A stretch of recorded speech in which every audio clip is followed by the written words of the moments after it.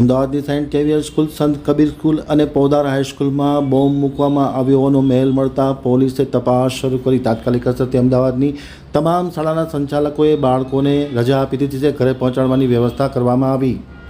હવે જોઈએ Ahmedabad આમતક news બ્યુરોમાંથી Justin પરેરાનો એક વિસ્તૃત અહેવાલ. અમદાવાદની સંત કબીર, પોદાર હાઈસ્કૂલ અને સેન્ટ ઝેવિયર્સમાં બોમ્બ મૂકવામાં આવ્યો હોવાનો મેલ મળતા ભારે દોડધામ મચી જવા પામી હતી. તાત્કાલિક અસરથી પોલીસે તમામ સ્કૂલ પર કબજો લઈ ચુસ્ત પોલીસ બંદોબસ્ત ગોઠવી દેવામાં આવ્યો હતો. પોલીસે ફાયર બ્રિગેડ અને એફએસએલની ટીમ પણ જે સ્કૂલ ઉપર બોમ્બ મૂકવામાં આવ્યો હોવાનો મેલ મળ્યો છે ત્યાં તમામ મોકલી આપવામાં આવી છે.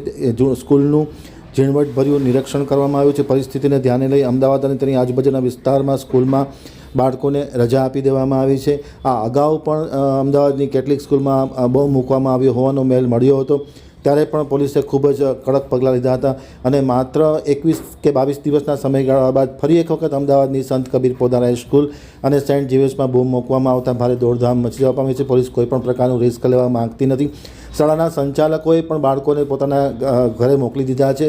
તમામ પ્રકારની વ્યવસ્થાઓ ઉપલબ્ધ કરવામાં આવી છે અને ખાસ કરીને ફાયર બ્રિગેડ અને એફએસએલની ટીમ પણ તૈનાત કરી દેવામાં આવી છે.